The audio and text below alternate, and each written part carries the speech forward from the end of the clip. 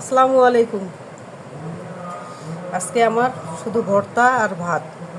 কয় পদের ভর্তা করছি? 1 2 3 4 5 6 পদের ভর্তা, আর হইলো এটা লাউ পাতা সিদ্ধ। তো দেখি, বিসমিল্লাহ, লাউ পাতা দিয়ে প্রথমত খাবো। আমার মতো ভর্তা পাগলকে ভর্তা দিয়ে ভাত খেলে কিন্তু না আমার অনেক ভালো লাগে। তার সাথে নেব এটা হলো ঝাল আর শুটকি বাটা। বিসমিল্লাহ, আল্লাহ মালিক।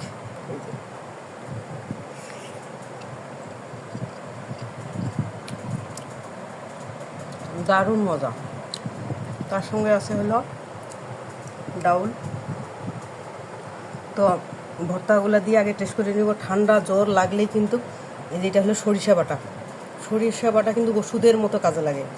সরিষা ঝাঁঝ ঝাঁঝ করে খাবে আর নাক দিয়ে পানি পড়বে, মাথা ব্যথা, ঠান্ডা সব দূর হয়ে যায়। আমার অনেক ভালো লাগে। গাইস, কে কে খান আমাকে জানাবেন।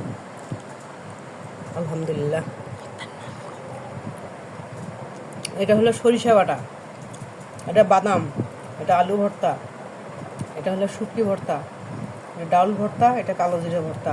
আর ডাউল আর হলো লাউ শাক সিদ্ধ। যারা যারা খাবেন গরম গরম ধুমা ওঠা ভাতের সঙ্গে চলে আসতে পারেন।